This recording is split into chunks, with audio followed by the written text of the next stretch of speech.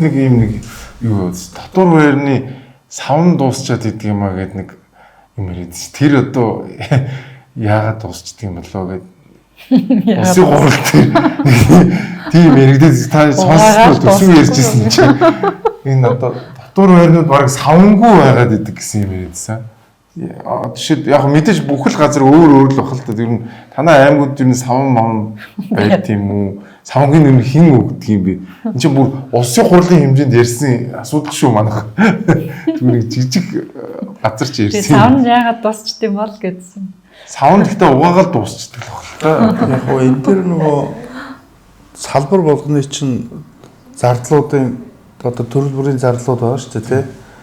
Тэрэн дээрээ одоо нөгөө түргэн илэгдэх нэг удаагийн худалдан авах бараа тийм ангиллууд байдаг л да.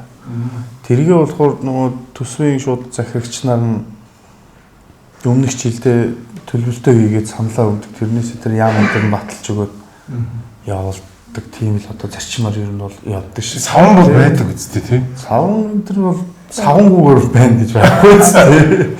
Ер нь бол татвар байрны стандарт гэж хэрэгждэг баснаас хойш бас татвар байрууд бол бас өөр төвшөнд очсон шүү дээ. Тэгээд тухайн одоо нөгөө байгууллагын бас өөрсдийнх нь санаачлагтай холбоотой асуудал байх гэж бас нэг талаас харж байна. Нөгөө талаас бол эцэгчүүд маань бас хичнээн малчин өрхийн хүүхдүүд байдаг ч гэсэн эцэгчүүд нь хүүхдүүдийнхаа тэр орчинд бас одоо нөгөө тий хувийн бэлтгэлийг маш сайн хангаж өгд юм байлээ. Тэгээд тэрийг нь бол бид нар бас газар дээр нь очиод хараад үзээд үнэхээр одоо нөгөө ахуй нөхцөлд нь одоо шилбэл бокс аав нь яг аль орчинд нь байх хэвээр тий тэр мөрийг нэг бүгдийн зөвлөлд явсан л та.